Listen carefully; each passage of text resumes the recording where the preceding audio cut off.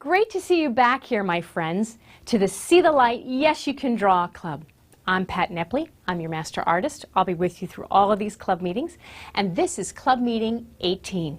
Okay, so the last time we were together, we talked about space, and we learned in order to really have realistic drawings, you need to understand what a horizon line is, and that you have to plan your drawing with your grounds, your foreground, middle ground, and background. Now today we're going to be talking some more about how you can really create realistic drawings with a very important element, and that's called proportion. So what do you need for today's club meeting? Let's go over it. You'll need some pieces of paper.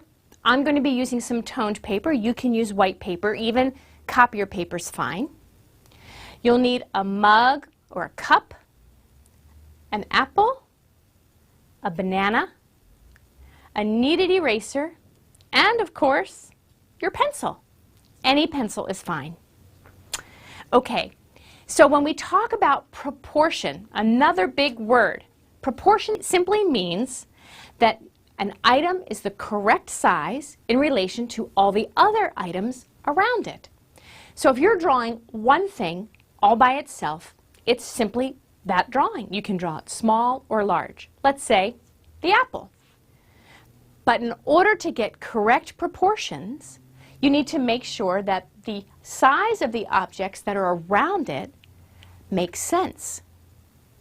So let's look at an example. Here's a work of art by the artist Ben Shahn called Sacco and Vanzetti. And in this line drawing, you'll see that the men's heads are much too large for their neck and shoulders. This artist purposely chose to exaggerate the heads in this drawing. Has that ever happened to you? You've started a drawing and you're going along really well. Let's say it's of your friend. But then when you get to the hands or the feet, there isn't enough room and you wind up making them really small.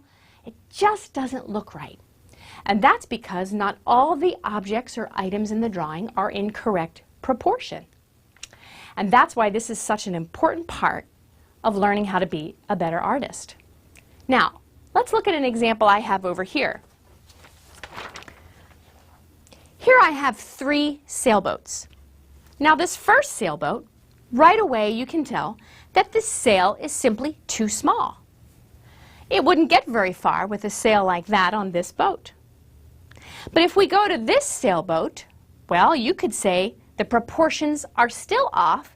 The sail is either too large or the hull, the bottom of the boat, is too small. But this sailboat down here, this has the correct proportions. The sail and the hull look about right for what a sailboat should be. Now this is where proportion sometimes relies on what feels or looks right to the artist or to the viewer. Sometimes it's not an exact measurement. Some people might think that this sailboat is just fine, but my guess is a strong wind would knock it right over. So the proportions of this third sailboat are correct. So how do you get the right proportions? The best way to do that is to measure. Now when I say measure, I don't mean with a ruler or a yardstick, although having one of those handy when you're doing a drawing is great. But the best thing you can use to measure is your pencil. You always have it with you when you're drawing. Now think back. Do you remember at the beginning of this club meeting we all did our club sign?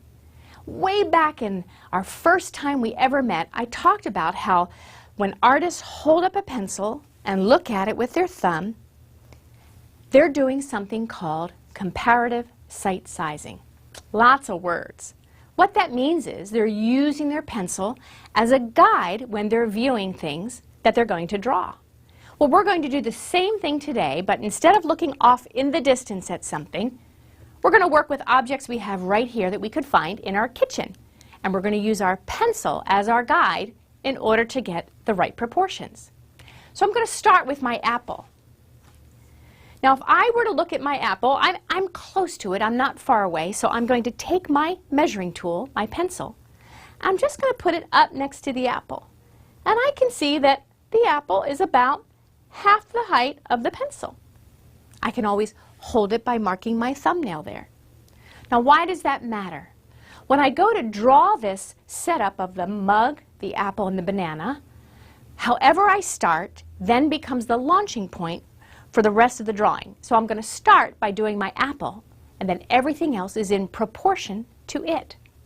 So let's do the apple first. Set your apple close by, and let's draw that. This is just going to be a simple contour drawing because we're not worried about details. We're only worried about the right proportions. So here I'm just going to draw a simple apple. This apple's kind of sideways. The stem kind of comes out of the side rather than the top. That's about life size.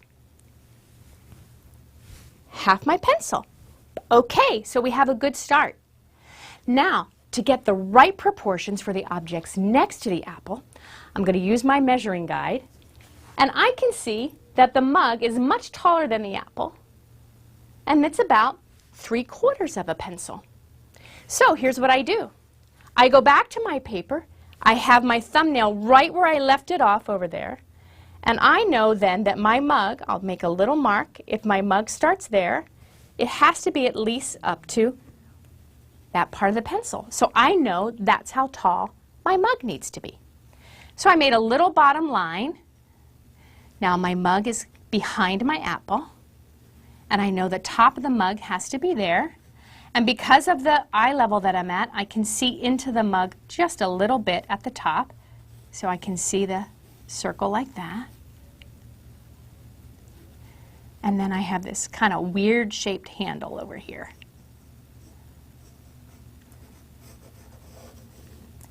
So that's the correct proportions. Again, I'm not worried about detail right now. I want to get my proportions right. Now, in all my years of being an art teacher, one thing I've learned about our dear friend the banana doesn't get any respect. Students always underestimate the size of the banana. They always get it wrong. So use your pencil as a guide. This banana is longer than my pencil. It curves around, and I still have probably another 1/3 of a pencil length to go. So when I go to mark the proportions for the banana on my drawing, I know I need to be more than a pencil. So if the banana starts about here, it's going to be longer than my pencil, and the stem is going to be way over here.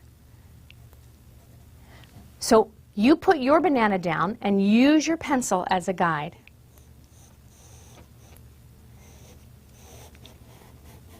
It's got a longish kind of stem here.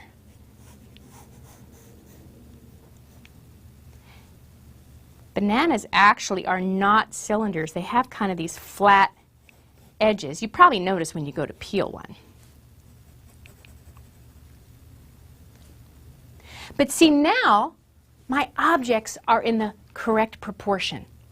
And the way that I did that was simply using my pencil, which is handy as a measuring guide. Now, sometimes it still doesn't look quite right. And that's because sometimes things can look like they're a different size depending on how close they are to you or how far away. Do you remember at the last time that we met and we talked about the grounds, the foreground, middle ground, and background? The further something moves from the foreground to the background, getting further away from you, the smaller it will appear. There's a really great painting by the artist Winslow Homer called Crack the Whip. I love that painting. It's about a whole bunch of young boys playing out in the field, and they're doing a really great game called Crack the Whip, where everyone holds hands and they spin around till somebody's going to fly off at the end. Well, if you look at this painting, you'll see that the boys are in correct proportion, even though it looks like the one boy that's closest to you is so much bigger than the one at the other end of the line. And that's because in order to show depth in space, in order to get the correct proportions but move into the background, the artist made that last boy get smaller and smaller. That's the size-distance relationship. But yet, all the boys look like they're the right size. Their arms and heads and legs look right for their age and for what they're doing. So proportion is a very important skill. So now that you've done a drawing with 3 objects, that you found in your kitchen, I want you to do some more projects, like grab a football and a picture frame and a can of soda, or any other 3 objects that are different sizes that you could put together in a composition.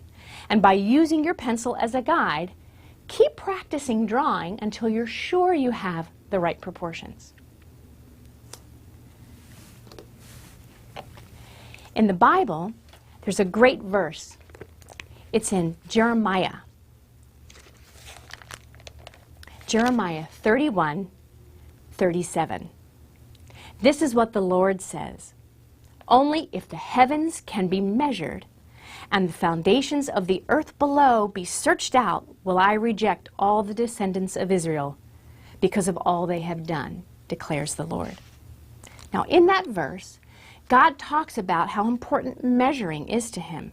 And even though the depths of the earth can't be measured and the heavens above can't be measured, it means it's important to God that things can be measured. In fact, if you look in the Old Testament, there are so many verses about all the things that the Israelites built that were measured down to the very last detail. This verse talks about God's love and care for us that is immeasurable, beyond what we can measure. But we have a God of order who loves measurement. And I think that's pretty cool, that it's okay that when you're thinking about drawing as something that you just look at and enjoy, that you can still be precise and measure like God measures. Okay, friends, that's it for today. I hope to see you soon.